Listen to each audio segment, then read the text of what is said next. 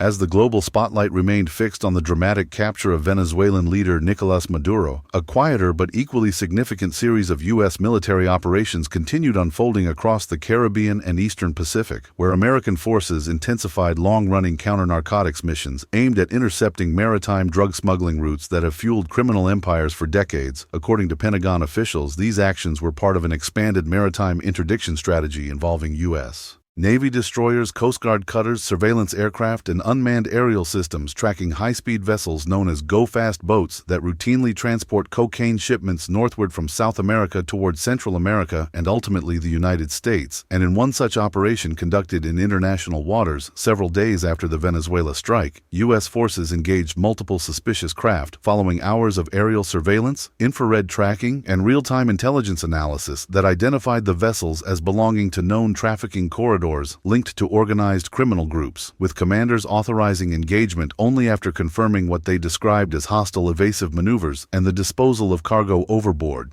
actions commonly used by traffickers when attempting to destroy evidence. And according to official briefings, at least 8 individuals aboard the smuggling vessels were killed during the operation, though the Pentagon has emphasized that efforts were made to rescue survivors and recover floating debris containing narcotics packages, an event that has reignited debate within Washington and across the region about the expanding role of the U.S. military in what has historically been considered a law enforcement mission, critics arguing that the militarization of drug interdiction risks civilian casualties and diplomatic fallout, while supporters contend that the scale and sophistication of trafficking networks now require military-grade resources, a position reinforced by intelligence reports showing that cartels have increasingly armed their crews with heavy weapons, satellite communications, and advanced navigation tools capable of outmaneuvering civilian agencies. And as officials within U.S. Northern Command explained, the intercepted boats were not isolated cases but part of a surge in trafficking attempts following heightened enforcement along land borders, pushing smugglers further into open waters where detection becomes more difficult. While regional governments have expressed mixed reactions, with some Caribbean nations quietly welcoming U.S. assistance that helps stem the flow of drugs through their territorial waters, while others have raised concerns about sovereignty, use of force, and the lack of transparency surrounding engagement rules, particularly after reports surfaced that at least one of the boats may have included coerced crew members recruited from impoverished coastal communities, a claim that Pentagon spokespeople say is under investigation but stress that operational intelligence indicated direct cartel involvement. And amid these operations, U.S. lawmakers from both parties are now pressing for classified briefings to better understand the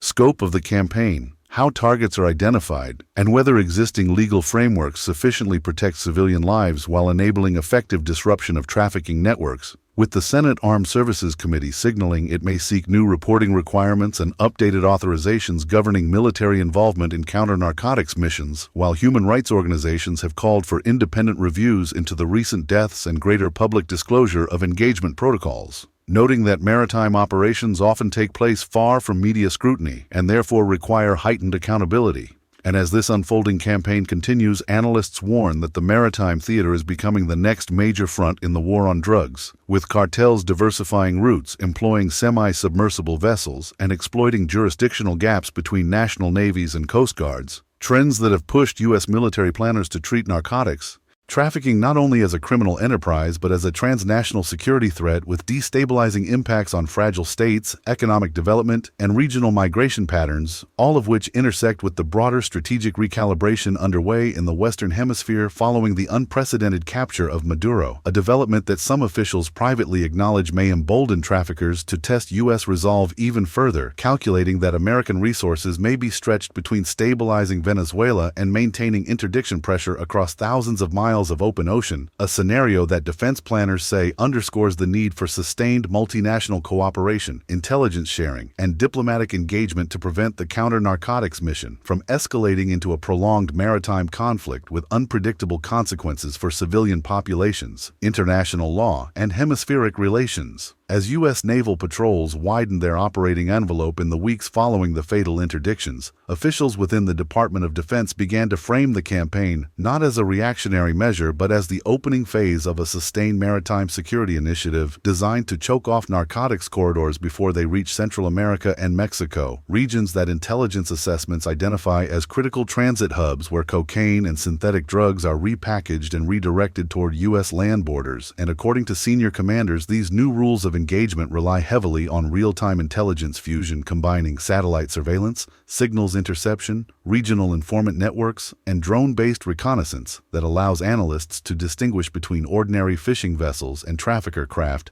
that follow recognizable movement patterns, such as erratic zigzag navigation, nighttime engine surges, and the frequent transfer of cargo at sea. Patterns that defense officials say have become so standardized that they are now incorporated into predictive models used to allocate patrol assets across thousands of square miles of open water. Yet despite these technological advances, critics caution that predictive targeting can never fully eliminate the risk of error in environments where legitimate fishermen and commercial crews operate in close proximity to criminal routes. A risk highlighted by recent testimony from humanitarian organizations who describe coastal villages hollowed out by cartel recruitment where young men are coerced into crewing smuggling boats under threats to their families, a factor that complicates the ethical framework of lethal interdiction and has prompted calls for expanded non-lethal interception capabilities, including electromagnetic disabling devices and enhanced boarding teams trained to secure vessels without resorting to firepower, proposals that some military planners welcome but note remain limited by weather conditions, sea state, and the aggressive tactics increasingly employed by traffickers who have on multiple occasions rammed patrol craft or attempted to detonate their own cargo to evade capture, developments that underscore why the Pentagon insists on maintaining full-spectrum capabilities even in missions nominally classified as counter-narcotics. While within Washington policy circles, the debate has now shifted from whether the U.S. military should be involved at sea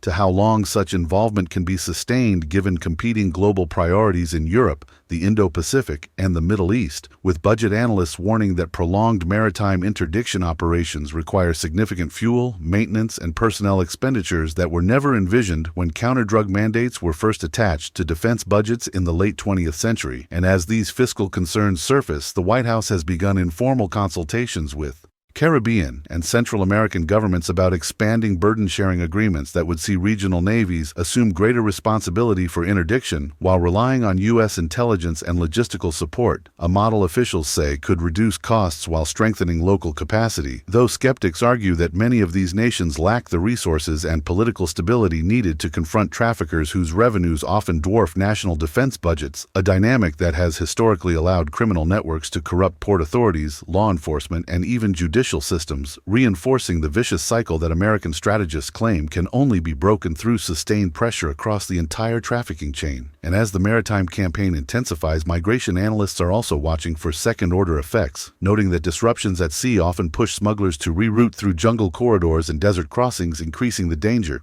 faced by migrants and exacerbating humanitarian crises at border regions, a linkage that underscores how the fight against drugs intersects with broader social challenges, including poverty, displacement, and institutional fragility across the hemisphere. While back in Washington, the deaths reported during the recent boat strikes continue to cast a long shadow over congressional hearings where lawmakers from both parties are seeking assurances that lethal force remains a last resort rather than a default response, with some members proposing amendments that would require post-operation civilian harm assessments to be made public within fixed timeframes, a transparency measure opposed by some defense officials who argue that releasing operational details could compromise intelligence sources and embolden traffickers to adapt their tactics, an argument that highlights the persistent tension between accountability and effectiveness that has defined the war on drugs for more than half a century. And as these deliberations unfold, the families of those killed aboard the interdicted vessels remain largely invisible,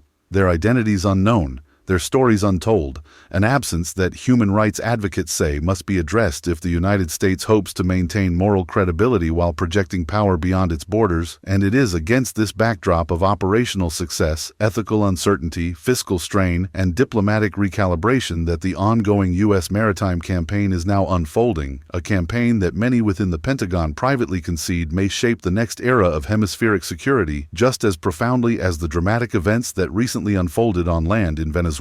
Trafficking not only as a criminal enterprise but as a transnational security threat with destabilizing impacts on fragile states, economic development, and regional migration patterns, all of which intersect with the broader strategic recalibration underway in the Western Hemisphere following the unprecedented capture of Maduro, a development that some officials privately acknowledge may embolden traffickers to test U.S. resolve even further, calculating that American resources may be stretched between stabilizing Venezuela and maintaining interdiction pressure across thousands of miles of open ocean, a scenario that defense planners say underscores the need for sustained multinational cooperation, intelligence sharing, and diplomatic engagement to prevent the counter-narcotics mission from escalating into a prolonged maritime conflict with unpredictable consequences for civilian populations, international law, and hemispheric relations. As attention shifts toward the longer-term implications of the maritime crackdown, officials within the Department of Homeland Security and the Drug Enforcement Administration are emphasizing that the naval strikes are only one component of a far broader counter-narcotics architecture that includes financial tracking, cyber surveillance, undercover operations, and diplomatic pressure on transit states, with senior DEA leaders noting that the real objective is not simply to seize drugs or sink boats, but to dismantle the economic ecosystems that allow trafficking organizations to regenerate almost instantly after losing personnel or cargo, an insight borne out by decades of data showing that seizures alone rarely reduce street-level drug availability, a reality that has prompted renewed focus on tracing cryptocurrency wallets, offshore shell companies, and trade-based money laundering schemes that funnel billions of dollars through legitimate ports and free trade zones. And, according to intelligence briefings shared with lawmakers, traffickers are increasingly embedding narcotics within legal commercial shipments, exploiting overwhelmed customs systems and corrupt officials, thereby blurring the line between illicit and licit trade in ways that maritime patrols alone cannot resolve, a trend that reinforces the White House argument that the Venezuela operation and the Caribbean interdictions must be viewed as mutually reinforcing elements of a strategy designed to disrupt both the supply routes and the state-level enablers that protect them. Yet this integrated approach has reignited ideological debates about whether the United States is sliding back toward an interventionist posture reminiscent of Cold War-era hemispheric policy, with some historians drawing parallels between the current moment and the interventions of the 1980s in Central America, when counterinsurgency missions became entangled with drug enforcement, often with devastating consequences for civilian populations, a warning that resonates today as think tanks caution that destabilizing one regime or region without a viable governance alternative can inadvertently strengthen criminal actors who thrive in power vacuums, a scenario some analysts fear could unfold in Venezuela if political fragmentation deepens following Maduro's capture, thereby creating new corridors for trafficking that stretch from the Orinoco Basin to the Caribbean littoral. Corridors that U.S. commanders already acknowledge are being probed by cartel scouts testing response times and radar coverage, while on Capitol Hill, bipartisan coalitions are attempting to craft legislative language that would redefine counter-narcotics as a core national security mission rather than a peripheral task, a move that would unlock additional funding streams but also formalize the military's role in drug enforcement in ways that civil liberties groups argue could erode long-standing boundaries. Between domestic law enforcement and foreign military power, a concern magnified by the growing use of artificial intelligence in target identification systems that sift through shipping manifests, satellite imagery, and behavioral data to flag vessels for interdiction, systems that promise efficiency but raise profound questions about algorithmic bias, error margins, and the accountability mechanisms required when machine-generated assessments contribute to lethal decisions. And as these technologies proliferate, regional partners are being encouraged to integrate their own data streams into U.S. platforms, a development that diplomats say could strengthen trust but also exposes smaller nations to political backlash if their cooperation is perceived domestically as subservience to Washington, a dynamic already visible in parts of Central America where opposition leaders have accused sitting governments of trading sovereignty for security assistance. And amid these cross-currents, public opinion in the United States remains sharply divided, with polling indicating strong support for decisive action against traffickers but significant unease about open-ended military commitments abroad, a contradiction that policymakers must now navigate as the maritime campaign stretches from a reactive surge into a sustained operational posture, one that defense planners admit will require years rather than months to demonstrate measurable impact on drug availability or cartel revenues. And so as the Caribbean patrols continue and and new intelligence assessments are prepared for the White House Situation Room, the central question confronting American strategy is no longer whether the United States can strike traffickers at sea, but whether it can do so in a manner that is legally defensible, ethically coherent, fiscally sustainable, and diplomatically stabilizing, a challenge that will define the next chapter of the war on drugs even as the echoes of recent